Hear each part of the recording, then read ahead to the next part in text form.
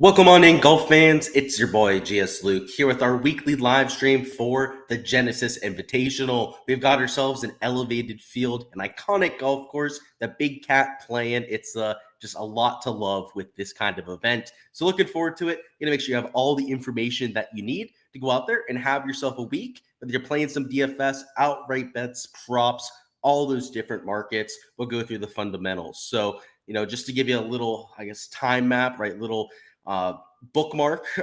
What's that? Table of contents, right? For this kind of live stream, we're going to go through the weather first, DFS, then we'll look at props and outrights. So kind of go through what to expect from the course first, and then the different markets that we want to talk about. But first off, welcome on in. A few comments down there in live chat already. We got Bears Den, we got Barry R, Go Birds, and Jason down there. Already making their case for a few players. First off, welcome to the live stream. We'd love to see it here before lock. One day before, and let's get after it, right? Let's have ourselves a week. We've got some Nick Taylor love. We got some Ludwig Aberg love down there. I like that. I think you're thinking the right way. Cream rises to the top. You've got JT winning. I agree with you there. We'll talk about why a little bit later, but yeah, I took him for an outright. We got some Kevin Liu questions about Cantlay or Xander Schauffele. We'll talk about all of that when we get to DFS, but I definitely like Cantlay a little bit more than Xander, and we'll talk about why here in a little bit. But to kick things off, let's take a look at the weather in the golf course, which I think here in 2024, we are going to see a different type of Riviera, right? Riviera is normally an extremely difficult golf course. Played over par the first two rounds last year, slightly under there for the weekend. But the reason why I think it's going to be a lot different is California, right, got all of that rain. In fact, they've gone over 7 inches here in just February alone, which is about what their average total is for an entire calendar year. So you're talking about the soggiest conditions that many of the players, many of the caddies, reporters from on site have really ever seen, which makes me think we're going to see the easiest golf course at the Genesis that we've ever seen in its history. So I think this year it's going to have a little bit of a different identity. Maybe not going to play as difficult as what we've seen in years past, especially when you look at the wind forecast. And let's hop over, to the HRRR here. You've got what? 11-mile-an-hour winds right there in the afternoon wave on Thursday. That's about as bad as it gets, right? We go over here to NAM, we look at Friday. You'll see that it looks pretty much pristine for the entire day with low winds, with receptive greens and fairways, which are normally firm and fast and hard to hit. I think you're going to see less bogeys, right? I think you're going to see, maybe a 3.5, maybe a 4 birdie average at the very most. So I don't think the impact is going to be there from the birdie side as much. They're going to make a few more this year, that's for sure. But I don't think it's going to be as drastic as the bogey average, which might go from over 3 per round out here at this golf course to something closer to 2 out here in 2024. So I think it's a little bit of a different beast. In terms of my modeling, I'm looking at distance more as well, because with that receptiveness does come added length at the golf course. So while it does help with keeping yourself on the greens, on the fairways, when you're hitting good shots, it is unfortunately going to play maybe 200, 250 yards longer. So in terms of the perfect type of player to target, right, we talked about that on the Tuesday live stream, but it's a power player that is exceptional with the irons and that can putt on POA, right, the surface that we have this week. So we talked about a few options on there. We'll go through a few more here on the live stream. But from the weather perspective, the only edge that I see, and it's not a massive one, right? It's not like last week where we got a 3-shot advantage, which how about that, right? It wasn't a for sure thing, right? I mentioned that I took about 35. I think ended up being like 37.5% in my final player pool. That was all stacking that PM AM wave. And we got a 3-stroke advantage. And like I said, it's a little bit of a gamble to do that, right? It had to come down to delays for us to go out there and get that kind of swing. But that's what can happen, right, out there with those kind of golf tournaments. We've seen frost delays before, right? We saw the chance for thunderstorms out there on Friday, Thursday afternoon, I should say, out there for last week. Just something that you take a shot on every once in a while and it works out. If you're going to do that this week, I think maybe you play the real early starters. So you're going to have some guys that are teeing off at, I believe, right around like 7, 8 a.m. local time. In fact, we won't even guess. Let me just bring up the PGA Tour site, look at some of these tee times, but I believe it's either a 7 a.m. start or an 8 a.m. start that we have for some of the earlier tee times. They might have slightly better conditions, right? And normally the early guys are going to have better conditions anyways, because of the fact that they have more pristine greens, also more receptive conditions. But if they're going to play in lower wins as well, especially for showdown, right? If you're playing round one showdown, that's something to keep an eye on. But if you're going to play even an edge out there for your, 4-round stuff, right? Your entire tournament lineups, maybe a stack, a few lineups, right? All super early guys. So a few names to keep an eye on. We've got Hogarth up here. We have guys like Bo Hostler up there with a super early tee time. What else? We got Sunjay Im, Russell Henley, Keegan Bradley, Tom Hoagie, all notable names. Harris English, right? Pretty early tee time.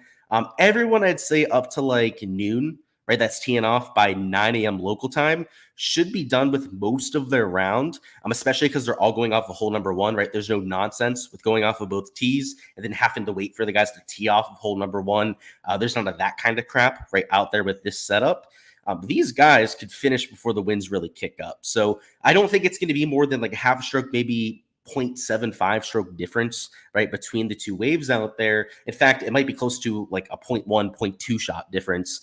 It might not really mean all that much when it's all said and done. But if you're going to take a shot on anything, right, and last week, right, it wasn't a for sure prospect. It would be trying to take those guys going off early, right? Because, I mean, look at this. Sub 4 mile an hour winds. It kicks up right around like 1, 2 p.m. local time there when it gets up there to 8, 11 mile an hour winds, which, again, I don't think is crazy, right? I mean, your wind gusts are 13, 14 miles an hour. But if there's anything in the forecast that we can see right here, it's that, right? Taking the early guys out there for Thursday. I think more of an impact from the showdown side, like what I was mentioning. But the main thing that I'm looking at heading into this golf tournament is the increased emphasis on driving distance. It's a golf tournament that already favored some of your bombers, your better drivers on the PGA Tour. But I think here in 2024, your elite level drivers that can hit the ball straight and a long way have a really good chance to go out there and play well. And in fact, I know we had some Aberg love down there in chat before. He's the perfect type of player, right? Normally would have no chance at this golf tournament because of the need for experience, right? It's real tricky around the green. This year, with the fact that it's going to emphasize his driving, it might play a little bit easier for hitting greens and also for getting up and down. You're going to have a little bit of an easier job, right, with the softer conditions. It's the perfect year for a guy with no experience, right? So if you're going to take a chance, right, I don't love the fact that he hasn't played here before. I mean, obviously, I prefer him if he had. But if you're going to do that, I think 2024 is not a bad year to consider it. So we've got our DFS stuff up now. We'll go through some questions here in like 5 minutes about specific players that you guys want to go through. But just want to touch on some of the strategy for this week, which for me is a little bit different than most. So a lot of times I'm just looking to get leverage, evenly across the board. I'm the type of player that does 2x for a lot of my exposure, right? So if somebody's, like Xander, for example, if I was playing him this week and he's 18.3% projected owned, I'm going to play him at like 35, 36% of lineups, right? That's where I'm going to try and get him out there in my exposure, right? Over there in my optimizer. I'm playing 150 lineups like I do for pretty much every single week with PGA DFS. The only exception is like 30-man fields. Then sometimes I cut it down. But Xander Schauffele, right, would be like a 35%er for me. That's not the case on a week like this. I'm spreading out my exposure a lot more than what I'm used to. I'm up here at the top end of the board, and it's real simple. This is a top end field. We've got all the best players right out here in the 9 and 10K range. And there's still guys that I'm not playing, but I'm playing a whole lot more right up here from 9K plus than what I typically would for our normal slate. So normally I'd cut it down the middle, right? I'd try and, fade at least half of that 9 and 10K range. There's probably an extra 2, maybe even 3 players in my player pool this week, just so I can spread it out a little bit more. So my exposure this week, right, is not going to be dictated, right? I'm not going to get a ton of leverage. The guys I'm taking up here at the top end of the board, it's mostly going to come down to my 8, 7, and 6K plays, where with my lineup construction, I'm going to be very creative this week. I don't want to give away too much from that because, again, right, I'm still playing against you guys in a lot of those GPPs, but I'm getting real creative about it. And just to give you an example, right, I mentioned one of those strategies during my video there yesterday with our DFS preview was by taking like a Sam Ryder, right? So by going down here, forcing in a player that is near the min price, in the case of Sam Ryder is actually the min priced player, we can get ourselves to a different lineup construction than what most people are willing to do, right? I mean, if we look at the ownership down here, right, it's something like sub 20 to 25% of lineups are going to go down here and take the plunge on a guy $6,200 and cheaper. So just by taking one of these players, right, even if it is a Sam Ryder, who I've got at 6% projected ownership, actually a little bit higher than I was hoping for, but it's okay, right? It's not egregious there at 6%. You do that, it gets you into a completely different mindset with picking your last 5 players. If you want to take 2 10K players, you can afford to do that, right? I mentioned the possibility of playing a Rory and a Scotty Scheffler together. I think that's viable. And in fact, that's something I'm going to be doing for a lot of my exposure this week. I'm not going to win or lose the GPP with my 9 and 10K range this week. So there were just too many players that I wanted to get to. It's the kind of field where you can kind of punt the top end of the board, right? And I'm not completely punting it, right? I'm not playing everyone, just matching the field there, but taking a little bit more of a conservative approach and really trying to fade some of what I think are egregiously chalky players down here in the 8K range. I think there's a lot of prime fades that we can point out here, a few that I'll point out here in the live stream that I'm not all that sold on. And then especially down here in the 7Ks, right? Like you got a Will Zalatoris returning from injury, 14.2%. Like I get the intrigue, especially with the upside, right, that Willie Z has. But I mean, this golf course takes no prisoners, right? I mean, I could see that going sideways real quickly. So if you're going to try and, leverage yourself against the field, right, go out there and be a little bit bolder with your exposure. For me, it's a lot easier to do down here in the 7K range. It's a little bit of a cop-out way to play DFS, but you don't have to take a pivot at every single range on the board, right? You have to get different at some point to go out there, get leverage, get different, make sure that you have a way to get towards the top end of those GPPs, but it doesn't have to be with every single player that you're taking. So that's the way that I'm handling this slate. Just wanted to touch on the lineup construction part before we actually go range by range and talk about this ownership. Because on here, right, as per usual on the live streams, we've got the full ownership on here uncensored. So if you have any questions about ownership, just let me know. I'll scroll to that player, give you guys that ownership mark. But of course, for everything that you see here, check out the Patreon page, right? You guys know the deal at this point. I'll post it on there for my Patreons as it changes throughout the week. Before we go range by range, we'll touch on questions real quickly. I'm sick as a dog, so sorry if you hear me sniffling or I sound a little bit quieter than normal. That's why. We're trying to make sure we don't cough too much here. So Cantlay or Xander? I know I gave you the Spark Notes version before. It was Cantlay, but the reason why I like Cantlay more is he's cheaper, right? So for DFS, you're getting like an $800 savings, right, between the two players. And also an ownership discount. He's one of the lower owned players in the 9K range. Get a little bit of leverage there. It's a golf course that he plays exceptionally well at. So he's actually one of my core plays. I bet him outright at this point. So yeah, I would go that direction. But Xander's a great play. If you're just in a vacuum, maybe it's a one and done purpose. That's a coin flip, right? But for DFS, that is why I like Cantlay. Is you a good play for a top 20? I think he's an okay play, but he hasn't played here before. So I think that first timers might be able to get away with it a little bit more this time around, but I mean it's still a hurdle that you're going to have to go over. I'm with you on that, Barry. So JT wasn't a core play for me, but look at some of these outright numbers that I got. So we'll just point out the outright card right now. So I had Rory at plus 1,000, right? We mentioned that. I went a little bit ham on my outright exposure because we had insane numbers available. So Cantlay, I think, was at best like 18-1 on a few other books. I got plus 2,000 on Hard Rock Bet. JT was at best like 16-1 on some of the other major books out there. I got plus 1,750. And Jordan Spieth, I believe he was also at like maybe plus 2,600 as the best line out there. And I'm a sucker for betting them anyways. I got him there at plus 3,000. So I went a lot more top heavy than I was hoping for. In fact, I was just going to run with Rory this week and just go with a single bullet out there from the outright perspective. But Hard Rock Bet dangled a few numbers in front of me that I just couldn't pass up. So I'm not going to have a massive return, right? Actually, my card's like over $1,000, including some of like the top 5, top 10s that I ran out there with some of my exposure down low. But I'll do that on a week. And sorry. I said I'm sick as a dog. I'm surprised I haven't coughed yet. Oh, so maybe turn down your speakers. My apologies, guys.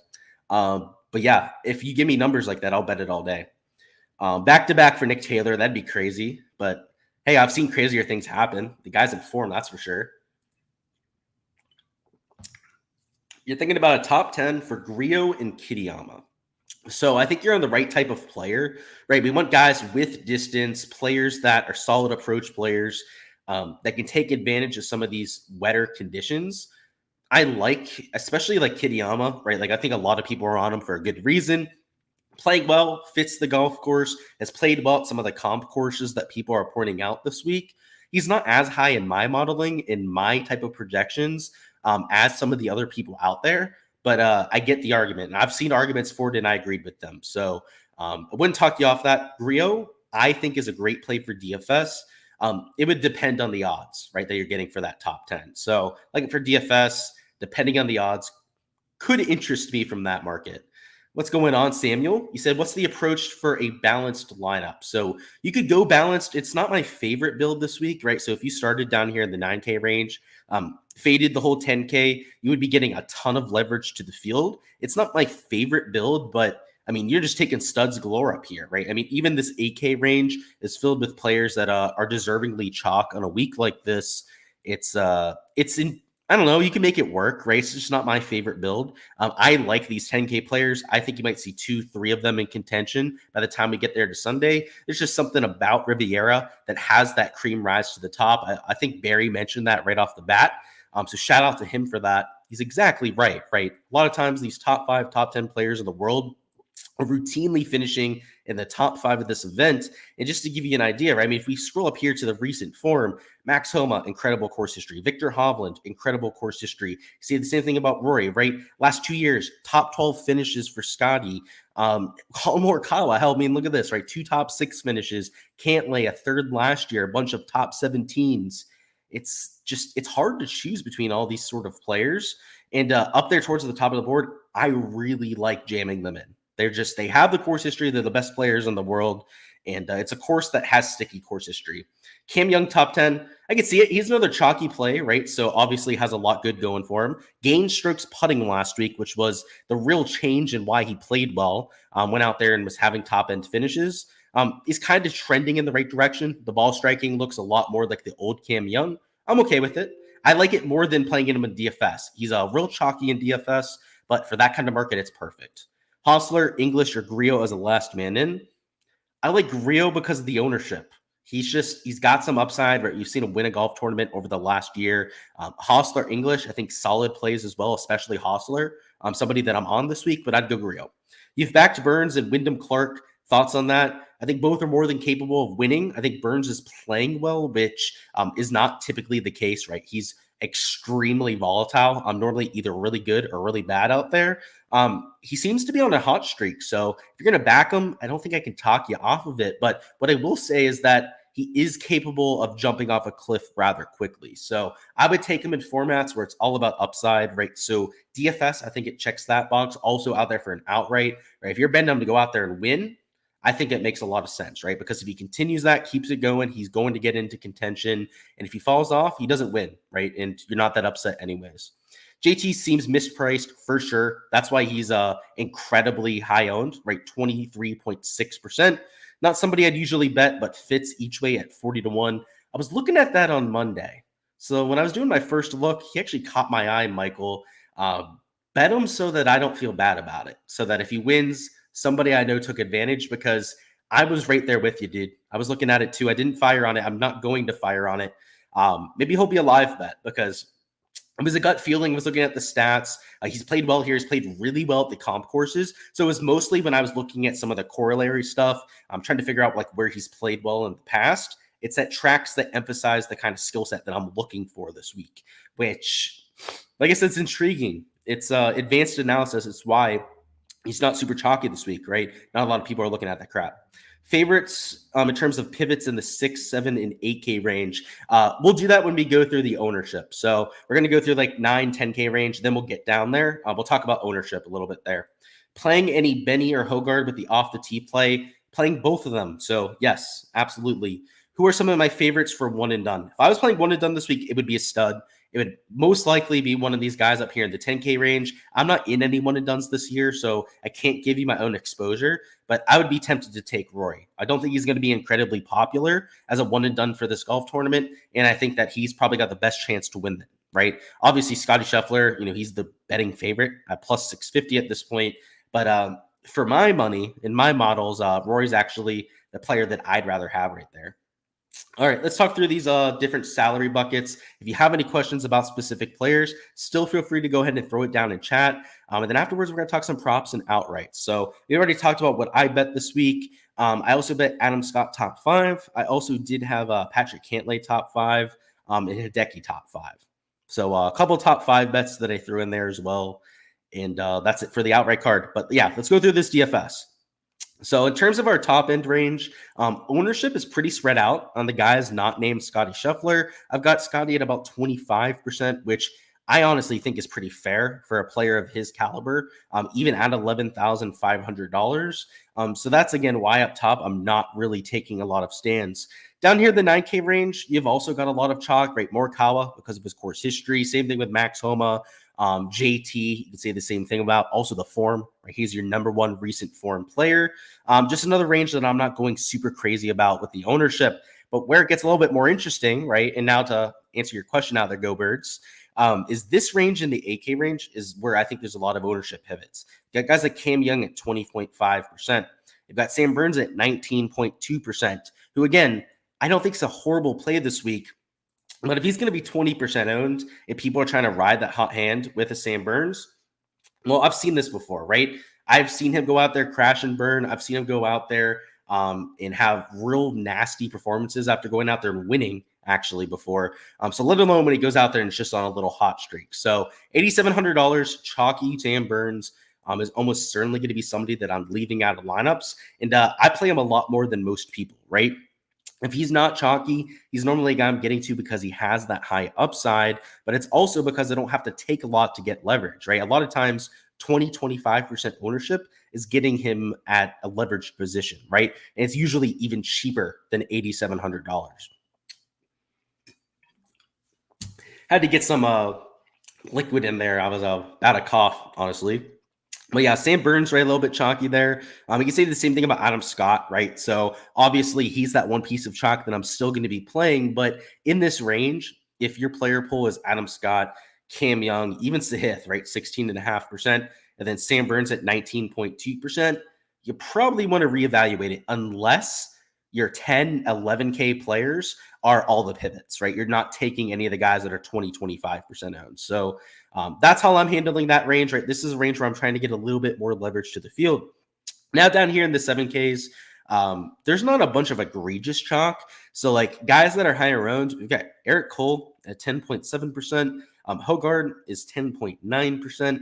14.2, I guess, on Zalatoris would be your highest owned player down here in the 7K range. And outside of that, right, it's like Kirk Kitayama's 12%, which comparatively is really high owned. He's like twice as owned as most other guys around him. Bo Hostler, 9%, also an 8% owned Nick Taylor, right? I mean, that's comparatively higher ownership down here in the 7K range. Don't think you have to fade all of them. In fact, you probably only have to fade like 3 out of that, 5-6 player stretch that we just went through.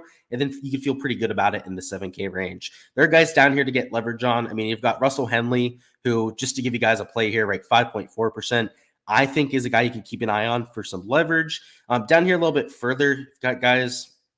Let's find a better version. I know somebody mentioned Harris English. It's not my favorite play, but he's only 6.3% owned. A little bit further down the board, let's find you one down in the 6K range, actually. So obviously we mentioned Sam Ryder the other day, but in Alex Smalley, right, 1.2% owned here at 6.3K. So this is the type of player pool where I know that down low, to be able to take those guys that are sub 5%.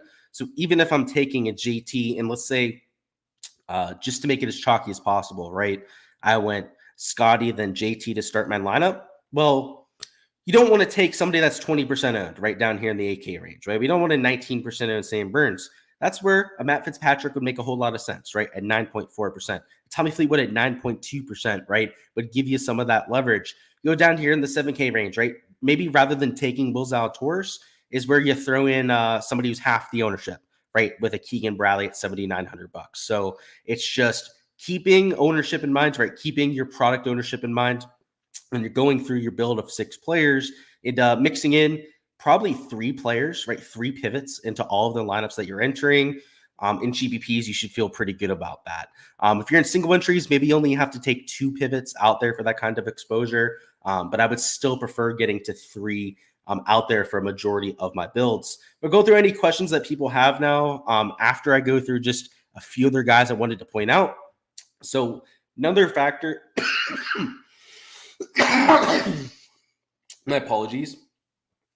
Let me get a sip of this, and then we'll get back to it. Oh, we've done well to this point. Trust me, I thought I was going to be coughing a whole lot more out here. But with how I was feeling, I had to go get tested for flu, COVID, all that fun stuff. And luckily don't have any of that. So it's just a really bad cold or some sort of like infection, but we're good. We'll power through. We've made it this far, so we're good. So what I was saying is I'm looking for guys that can move it both ways. So it's a factor that is hard to quantify, right? We don't have data that's telling us a player's ability to move it in both directions. I think you could try and do it quantitatively, right? Obviously, watching players, you get an idea for their ball flights.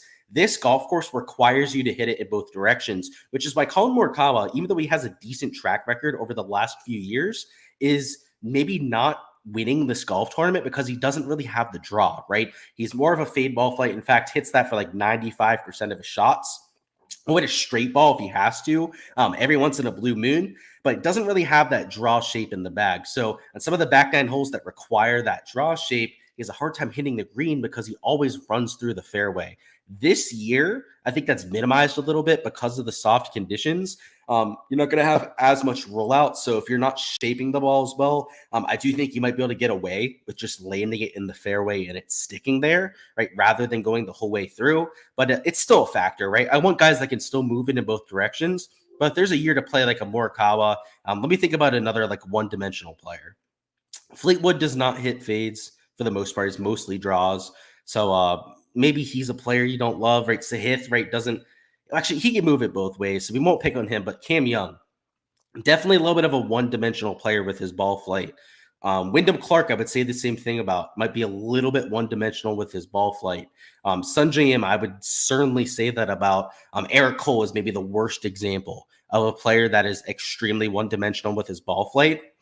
I worry about those players on the holes that they're not set up for, right? So for Eric Cole, right, if you don't know, he hits massive hooks on every single shot, but it's off the tee, into greens. He's always got a looping little draw out there.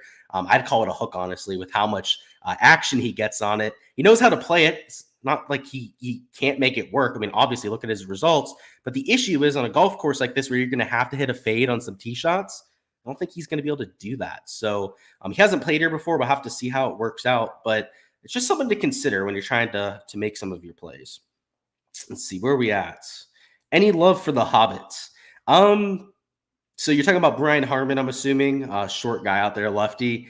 It's not my favorite year to play him because of the soft conditions, because I do think it plays a little bit longer. But he's not the worst play. He's a high-quality player in the 7K range at low ownership, so not that crazy. You told yourself to play Homa in every event in California, no matter what, and you burnt your 6 of 6 last week with the double flop, maybe this week too. Hey, if you made that strategy, I guess you got to stick with it, right? So best of luck with you this time around. What's your projected ownership of Ryder? Just wondering because he's a well-known 6K misprice. 6%. So totally fine with the 6% number. It's higher, right, than some of the other guys around him, but it's not outrageous, right? Like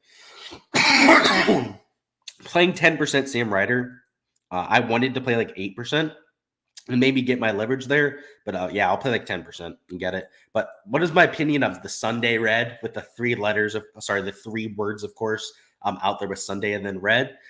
I like some of the designs, right? Obviously, there's not much out yet because of the fact that it's brand new.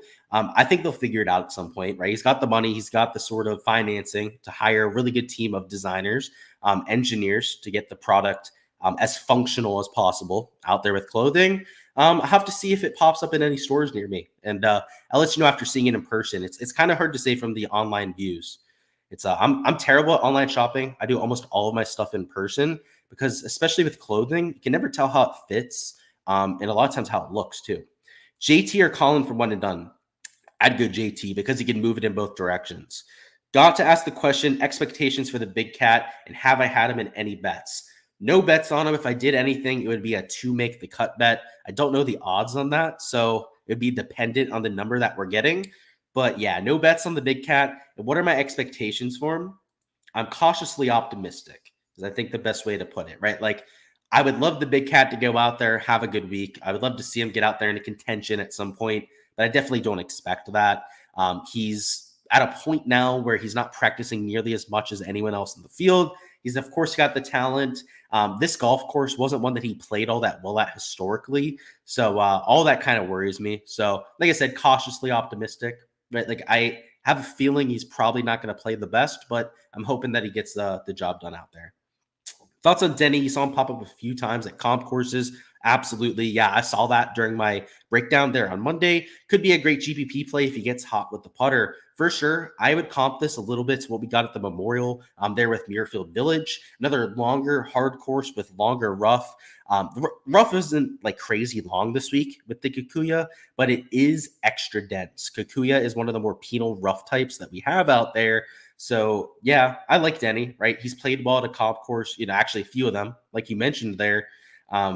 Yeah, you could always convince me to play Denny, that's for sure. Does anyone shoot a very low score playing with Tiger? I think they have a better chance playing with him than playing ahead of him. It's notorious that the group playing ahead of Tiger has to deal with a lot of movement of people trying to get in place for when Tiger's group goes around. If you just follow Tiger's group, you have next to no chance at actually seeing any of the action. The way it works at the golf course is if you actually want to see him on like a tee box or on a green, even in the fairway for some of the approach shots, you have to be an entire hole ahead of him. So what happens is you have a mad rush of people that are sprinting to the hole ahead, right? Like as soon as he gets on the green, if it's like an automatic two putt, they all start like real quickly trying to get to the next hole. So those kind of players, you should worry about a little bit. Does anyone play well with Tiger? Maybe JT, right? Who is it? It's JT and then Gary Woodland that he's playing with. Never know. Maybe Gary goes out there, throws a little one. Gary's actually played very well here in the past, so it's not too out of the ordinary for that to happen. All right, let's hop over to props now. Let's bring up Safari, whatever it is, Google Chrome actually, and go through that side of things. Actually, quite a bit of value that we saw on the board. So some of it has bumped as we're going to get over here, but Prize Picks, not so much, which screw Prize Picks. They now have me down at a $5 limit. So yeah, this main account, I can enter at most $5 slips, which is also the same amount of money that I can enter on, I think it's, the taco slips that you have over there in Prize Picks. So I find it funny that I have no limit for the promos, but yeah, I can still only enter $5 slips for my main stuff. But luckily, Underdog's not being nearly as nasty with their limits. So at this point, most of my business is going to be over here on the Underdog side. We're still going to go through a few props over here on Prize Picks for anyone that plays that. But for anyone that was here just for DFS, I appreciate you guys. Best of luck with your exposure this week. Smash a like button all the way out of here if you're one of the people that's going to be dipping. And like I said, I want to see one of you guys at the top of the GPP. So let's get it. But for my prop people, there are going to be soft conditions. So if you're just joining us, we'll go through the weather report. We go over here to the HRRR model. You see that here on Thursday. For the most part, we've got low winds. You see around like 3 p.m. It kicks up to around like 11 miles an hour from the sustained perspective. But that's nothing to fret about, right? I mean, we were dealing with 20, 25 mile an hour winds just a few weeks ago. Heck, 60, 70 mile an hour winds, right? That was canceling the golf tournament at Pebble Beach. We're going to have nothing crazy. At least as of now, fingers crossed from the weather perspective. So for Thursday, I do think it's going to play a little bit easier than what we've seen in years past. You see last year for rounds 3 and 4, it played slightly under par, 0.68, 0.51 under par out there for round 4's action. I think in round 1, you're going to see at least this kind of scoring average, if not slightly better than that out there for Thursday, right? With the low winds, with the fact that they've gone over 7 inches of rain over the last 14 days, just has me thinking that they're going to throw some more darts, right? Those longer approach shots are going to be a little bit more gettable than what you've had in years past. Slightly less bogeys made, slightly more birdies made, and just like I said, slightly better scoring conditions with all accounts. So from the prop perspective, I think that there's some overs on greens we can take, overs on fairways that look real intriguing. Heck, even some unders and strokes over here on Prize Picks that make a lot of sense. So for the first slip we'll go through here, it's an under on Xander Schauffele strokes and also an under on Justin Thomas. They are number 1 and 2 players in recent form coming in. So if you're just trying to look at the players that are playing the best, Xander Schauffele, Justin Thomas are number 1 and 2 in that category, gaining over 2 strokes per round over their last 12. Both are at 68.5 strokes on sports books. They're also at 68.5. I believe actually JT's down at, Xander's down at 68 strokes over here on the underdog side. So you have those stroke discrepancies to work with, and the fact that I think the scoring average might be half a stroke, even a stroke under par, and they're averaging 2 strokes gained to the field, right? So like if we're just using their average shots gained, we're using my scoring average of what I think is going to be 70, and that puts them at a 68 projection. So that's an entire stroke lower than the props that we have over here. And considering that, I mean, JT's playing with Tiger, right? So might be a few more distractions out there. At least none of them are playing in that group ahead, like I was mentioning. So I'll be playing these two for an under over here on Prize Picks, and that'll be the slip that we're going with. Which, yeah, the $5 slip thing, by the way, is just comical to me. It's like you can't even play at that point, right? At least on that account, and wink with that, right? So let's go through a little bit more on here and figure out what we're going to do. So I had a few other props that we took an underdog. Again, a lot got moved. So let's try and find some of the stuff that hasn't bumped at this point. One of them is Keegan Bradley over fairways. Let's find something else. There's some options, but I want to find one of my favorites here. Let's see, Jason Day. I didn't bet a lot of these guys down here, actually. Let's go back towards the top. I feel like that's where most of my guys in that bet were. Let's see, Hogard, Clark.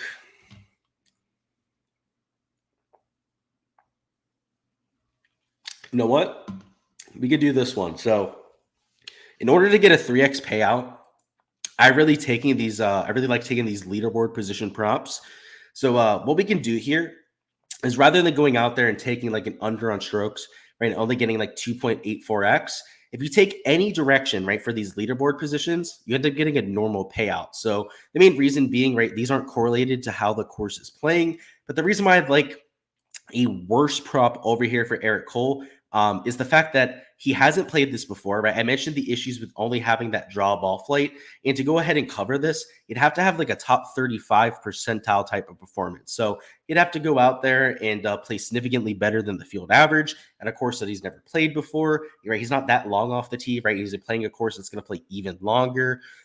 It's not the best agronomy for him, right? He's much better on Bermuda grass because he's used to it down here from South Florida.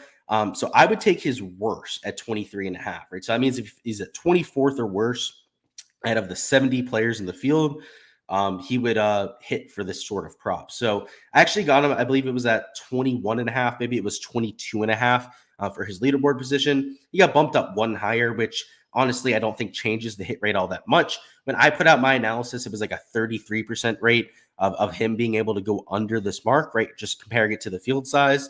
Now it's like a 35%, right? He might go over slightly more, but if we're using that as the hit rate, right, that's a 65% hit rate. So it's the difference between like a 70 and a 65% hit rate. It's not that bad of a change out there. So consider that for some of your exposure. I like the over on Keegan Bradley also with the soft conditions.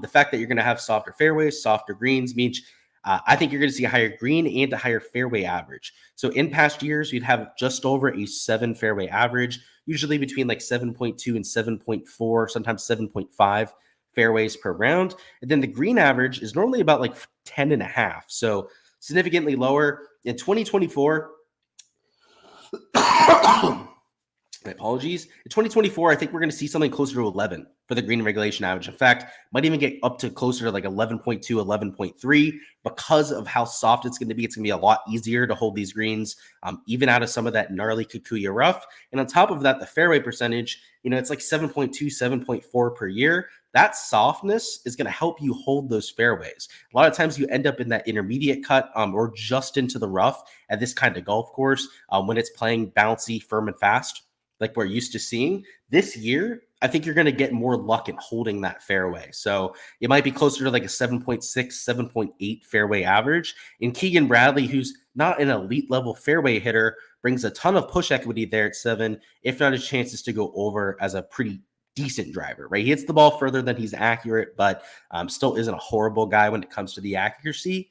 So it's more so about the conditions than anything. So Eric Cole fade is more so to take advantage of the 3x payout. If you're just trying to correlate the easier conditions to try and find a slip, well, we can try and find you a pairing there too. So let me find something that hasn't bumped. And we're going to correlate it, so I won't give you like one of these. Well, Well, if you want to boost your payout a little bit, you could go with this. So, like the scoring average on the par fives is normally about 1.5 under par. Chris Kirk ranks outside the top 100 on tour when it comes to his par five scoring. So, he's towards the bottom end of this field when it comes to scoring on some of the longer holes.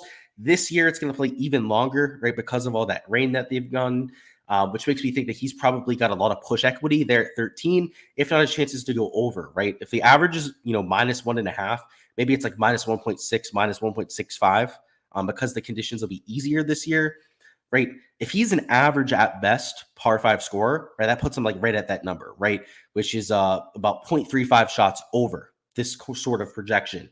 If he's worse than average, right, like you saw there all of 2023, right, he was like number 128 in tour in terms of his par five scoring. That puts him down closer to like 13, almost 14 strokes, right? Almost an entire stroke higher in terms of projection. If you take this because it is an over on strokes, right, and you're taking an over on fairways, you get a slightly higher payout than you would otherwise. So that's honestly not a horrible way to take advantage of this board too. And if you wanted to play all three, by all means, right? Feel free to do whatever the heck you want. Let's go through any last second questions. I'm sick as hell, so we're going to try and get out of here as soon as we can and go over any of your questions. If not, we're hopping on out of here. Let's see, where we at? Minus 110 on Big Cat to make it. That's right. We're going to go through some outright stuff. Let's look at that. Do they have them up on Hard Rock Bet? If they do, then I'm betting it. Because that's kind of what I was looking for. So it should be a special, right? No. Do we have to make the cut odds there? No. It's obviously not a matchup, right? No. Do they not have it up here? That's unfortunate. Yeah, so it doesn't look like they have them a Hard Rock Bet, but if you can get that minus 110 odds, I would do that. You can't believe the odds makers are disrespecting Clark. Guy has won you 9K between the Open, Wells Fargo, and Pebble. Hope they keep disrespecting him. Right? If you found an edge on the guy, keep going with it. Right? So you're all over him at $8,300. I couldn't blame you. I'm playing him too. Thoughts on Dunlap and Chase Johnson? Chase Johnson, you're burning your money playing him. Dunlap, I think, has more upside. Chase Johnson, I would be surprised if you made the cut. Cole bumped for position. Yeah, that doesn't surprise me, right? He should probably be at like 25.5. So what did he move from the 23.5 number? Let's see. No, right? So he's still at the 23.5. You can still take that, right? I got a slightly better number, but I think you'd still take that. Feel better? Thank you, Carl. Appreciate that. All right, guys, that's all I've got for this live stream. I'm going to go build my lineups, try and get a little bit of an early rest so we can still do our live streams. I'm planning on going live for rounds 2 through 4, probably at night, just to get it knocked out of the way. So for Showdown, but also over there for props for rounds 2 through 4, make sure to check out the live streams as well. I'll be putting those on Twitter, right, the start times for the streams. Also over there on the Discord, so if you're part of the Patreon, make sure to hit me up for an invite to that so you can go ahead and get all of that news. But I appreciate all this for you guys. Smash that like button on the way out of here, and let's have ourselves a golf tournament. Best of luck with your exposure. In terms of my outrights, right, we already went over those 4 that I took. It'd be nice to bank a big time winner for once, right? These long shots, right? It's nice if you hit them, but it's hard to hit a long shot out there in the PGA Tour. Elevated field, top tier golf course. My bet is that one of those top end guys gets it done. So it's run good. Let's hopefully have a solid weekend in our exposure, and catch you guys for all those live streams.